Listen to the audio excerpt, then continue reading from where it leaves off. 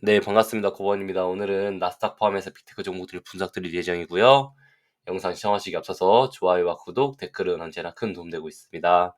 자, 현재 나스닥은 2차 변곡점 구간에 들어와 있어요.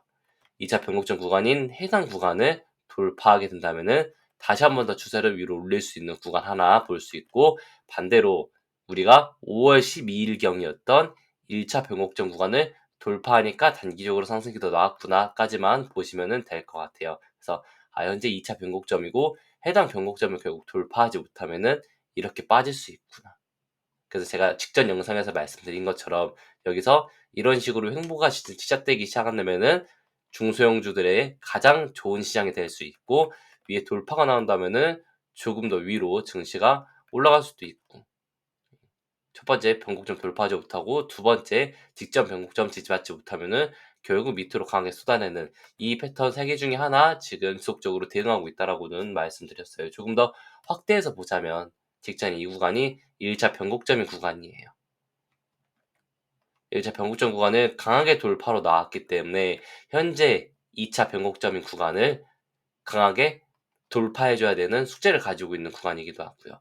박스권 내에서 횡보가 나고 있고 박스권 하단이 이탈하지 않고 있고, 현재 박스권 상단 한 번 더 돌파하려고 도전하고 있고, 추세 상단 현재 돌파하지 못하고 있지만 동일하게 한 번 더 돌파하려고 도전하고 있는 이 모습.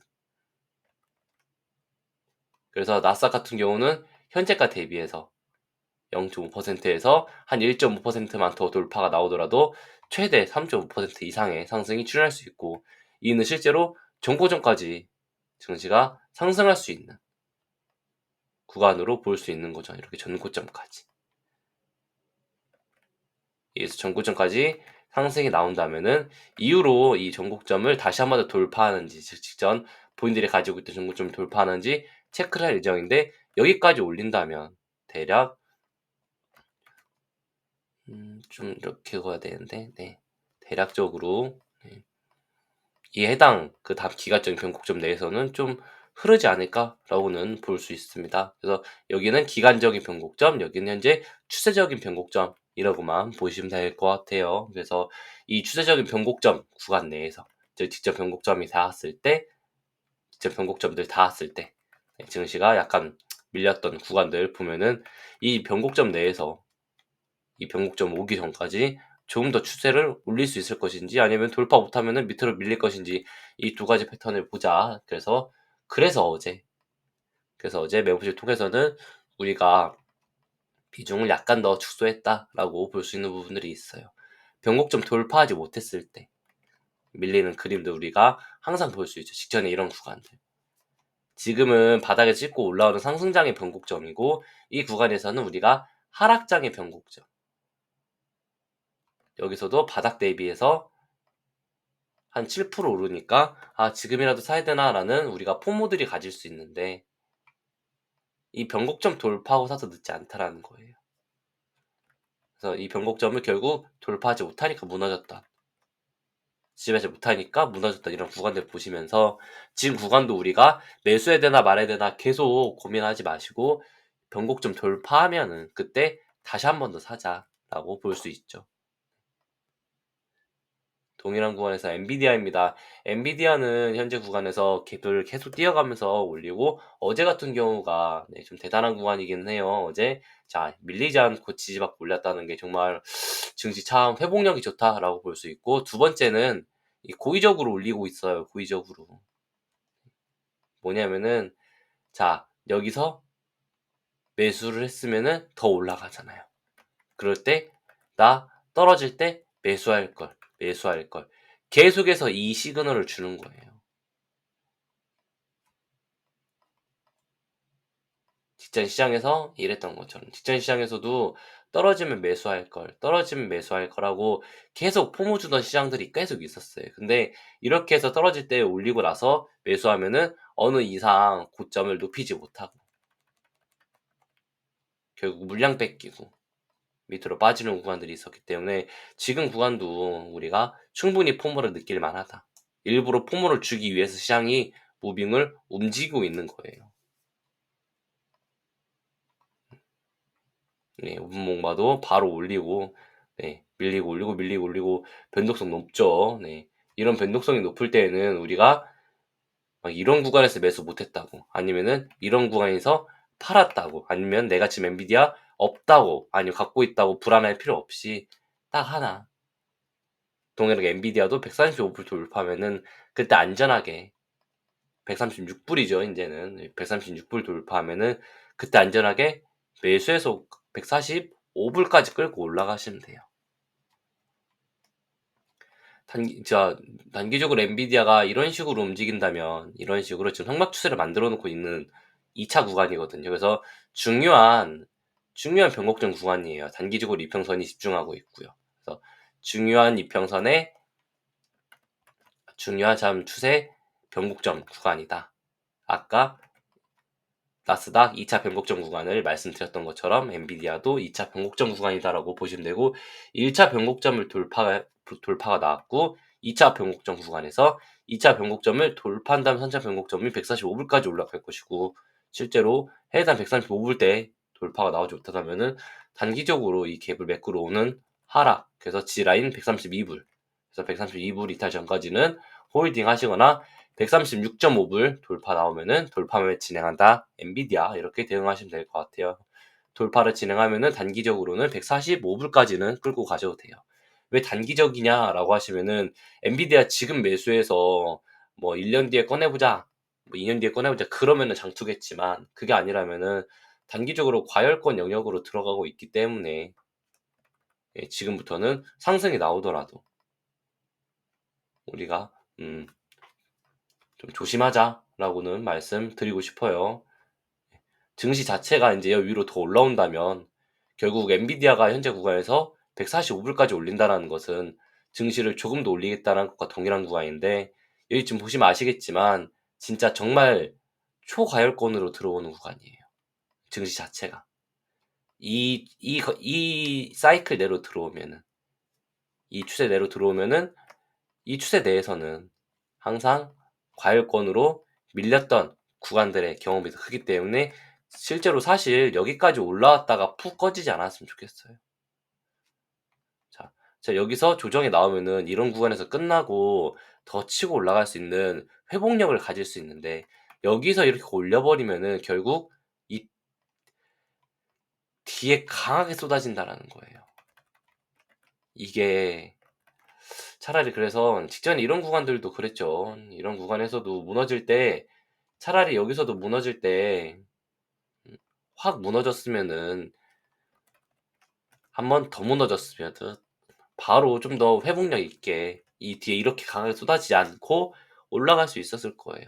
올려야 될 때 어거지로, 내려야 될 때 어거지로 올리면은 지속적으로 증시가 후에 무너지는 것들만 경험할 수 있어요. 좋지 못합니다.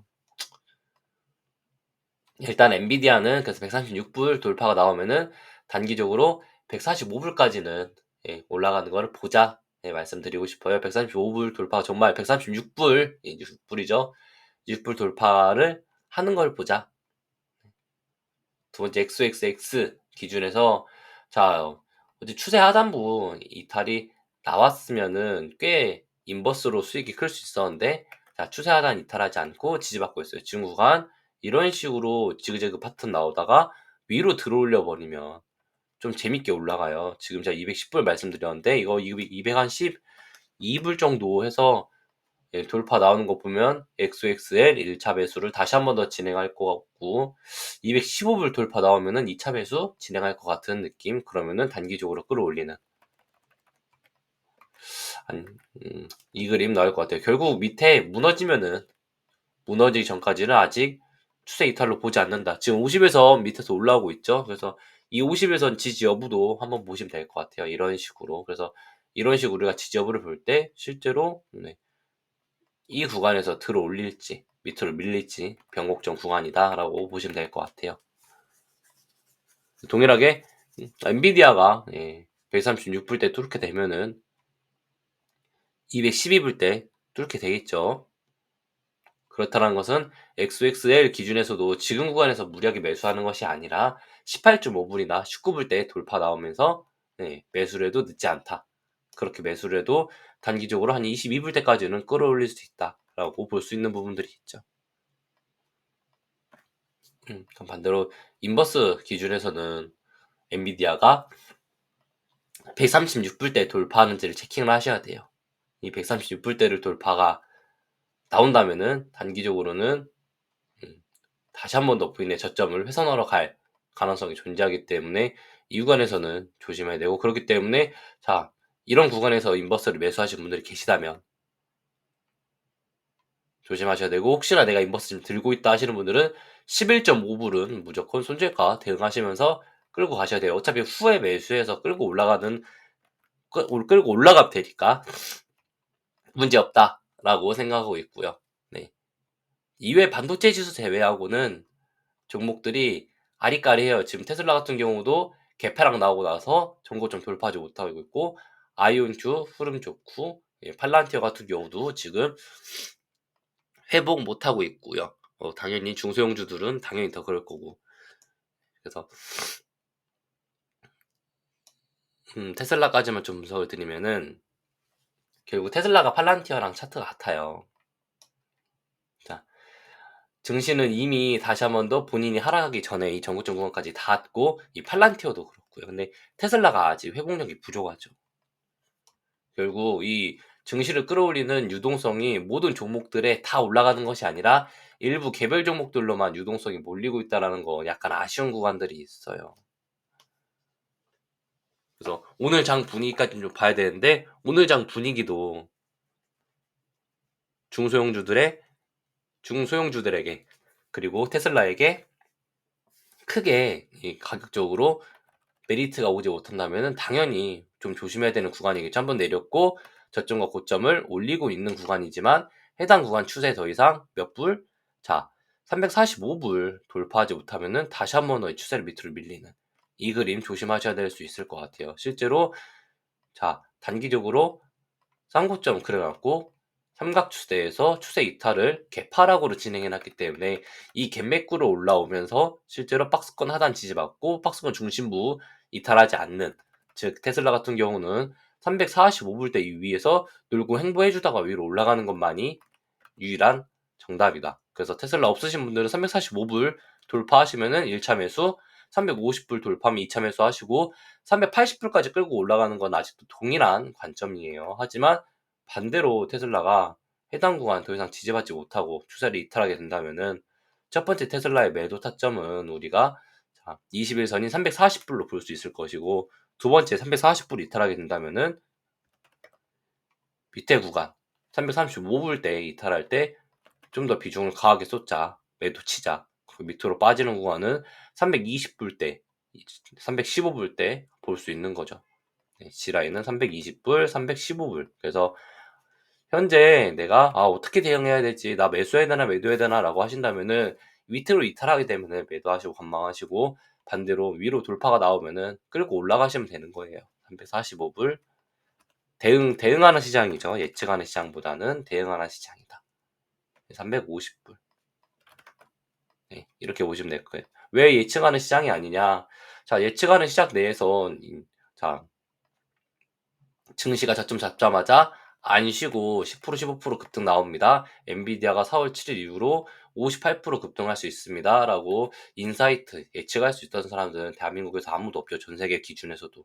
반대로 트럼프 당선되고 나서 엔비디아가 마이너스 50%대 쏟아집니다. 라고 예측할 수 있는 사람들도 아무도 없고요. 그래서 지금은 대응의 장세다. 트레이딩 장세라고 생각하시면 돼요.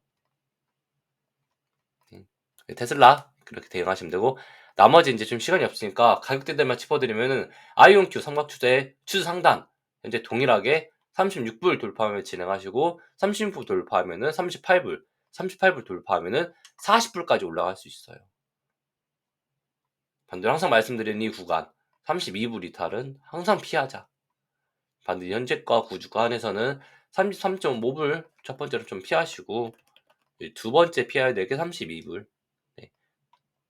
삼각추세 내에서 지금 이런 식으로 무빙 나오고 있으면은 위든 아래든 방향성 강하게 주겠다라고 보여주고 있는 구간이니까 돌파 나오면은 40불 이상으로 끌고 가시고, 자 33.5불 32불 이탈하면은 그 다음은 25불에서 매수한다. 팔란티어도 아까 테슬라처럼 추세 하단 이탈하고 추세를 다시 되돌리고 있는 패턴은 나오고 있어요. 즉, 이 팔란티어가 살아남으려면 최소 128불 때는 무조건 다시 돌파가 나와줘야 돼요. 128불, 131불 돌파면 진행하시고, 이 돌파면 진행한 거는 140불까지 끌고 간다. 반대로 오늘 장중에 밑에 지지라인 124불 때 124.5불 잡으시죠. 124.5불 지지받지 못하면 결국 밑으로 쏟아지는데, 밑으로 쏟아지는 구간은 대략적으로 115불 때 단기적으로 봐요. 115불 지지 못할 것 같은데. 그래서 밑으로 쏟아지기 시작한다면 첫 번째 지지라인 115불이고 그 다음은 100불 대 초반까지 떨어진다. 115불, 110불. 팔란티어 이렇게 보시면 될 것 같아요. 그래서 자, 중요한 종목들 좀 이렇게 분석 드렸는데, 나머지 분석드리지 못한 종목들은 멤버십 통해서 추가적으로 분석드리는 시간 갖도록 하겠습니다. 오늘 방송 여기서 시청해주셔서 감사합니다.